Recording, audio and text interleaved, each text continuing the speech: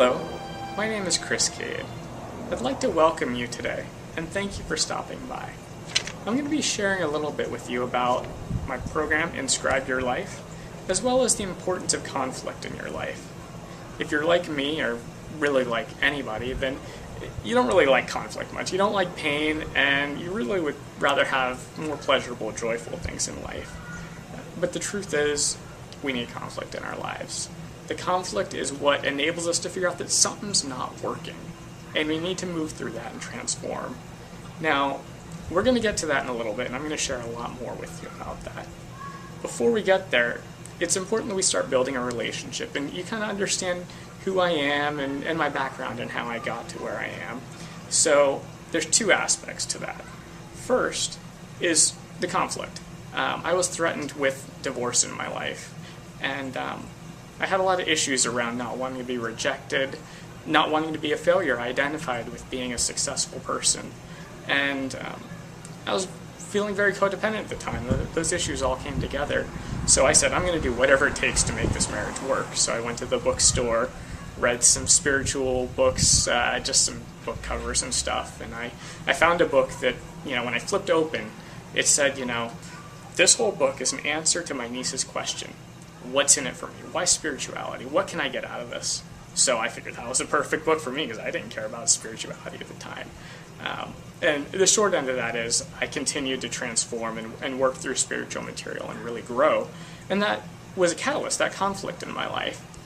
The second thing is, what is Inscribe Your Life and how did it come about? In a nutshell, it's about learning how to write stories so that you can rewrite the story of your own life. My wife at the time, Laura, she started writing stories for her own spiritual growth, and she wanted a place to share them, so we created a website.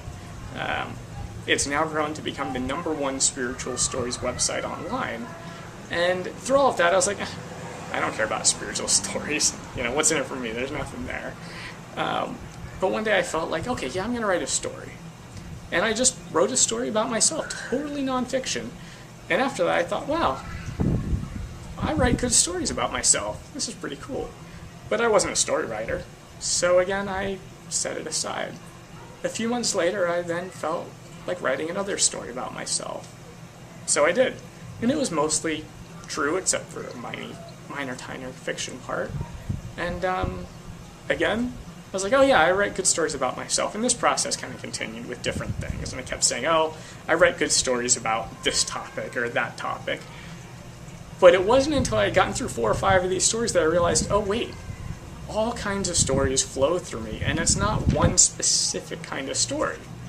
I also noticed there's a reproducible process, that I could keep writing stories using the same process and grow every time from it. Ultimately, what was happening through this process was conflict. I was resolving inner conflicts about who I was and who I thought I was. Every time I said, I am this kind of person who writes this kind of story.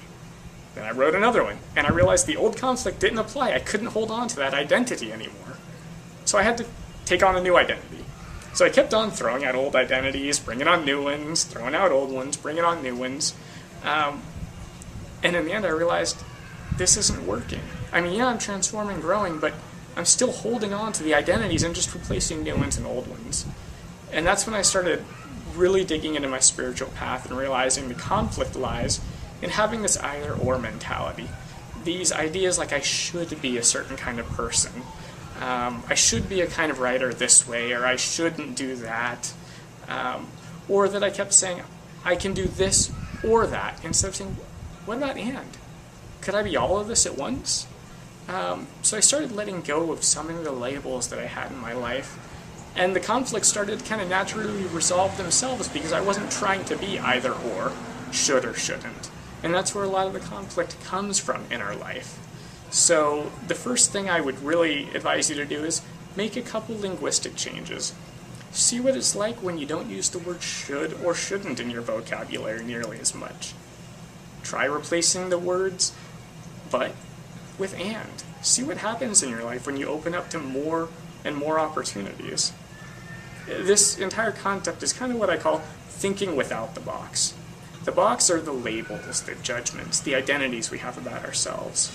When you start kind of moving away from those, stripping them out, You start thinking without the box. It's different. It's not outside the box. It's not inside the box. You're just getting rid of the box entirely.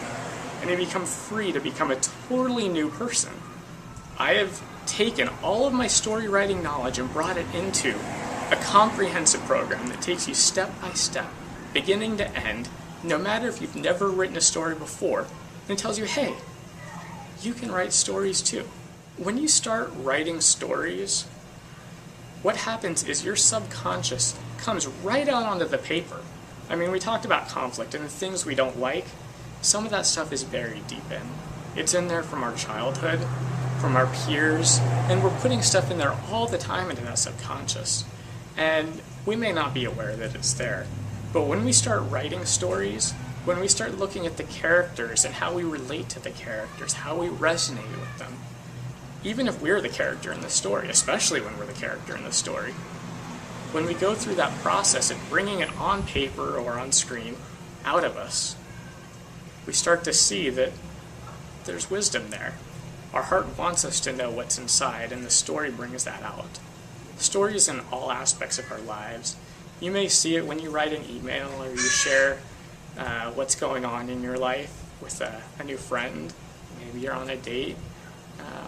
Whatever it is, story is prevalent in so many aspects of our lives. And when we learn to really look at it, to see what it is the story is teaching us, that wisdom comes out.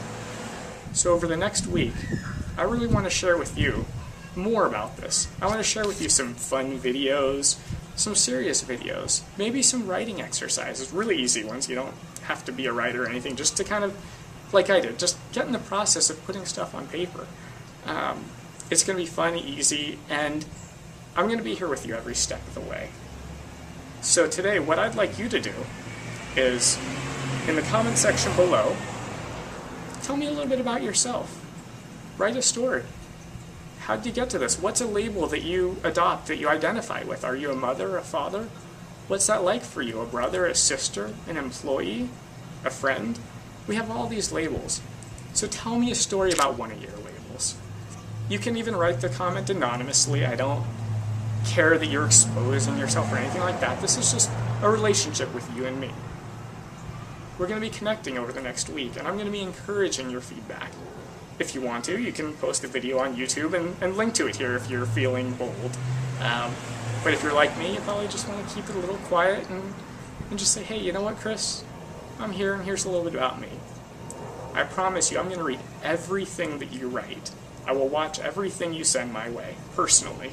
So over the next week, we're going to be getting to know one another, and I'm going to be sharing with you this process so you can feel it firsthand, and you can figure out, hey, is this right for me? Because on July 30th, when the program's available, I don't want you to be questioning, like, hey, what's Chris's intentions? What's going on here? No, you know what's up. I want to help you. I'm here to be a partner in your spiritual growth. So, let's find out what happens the next week and work together. Again, tell me your story below. Tell me a little bit about yourself. Thanks again for stopping by, and have a wonderful day.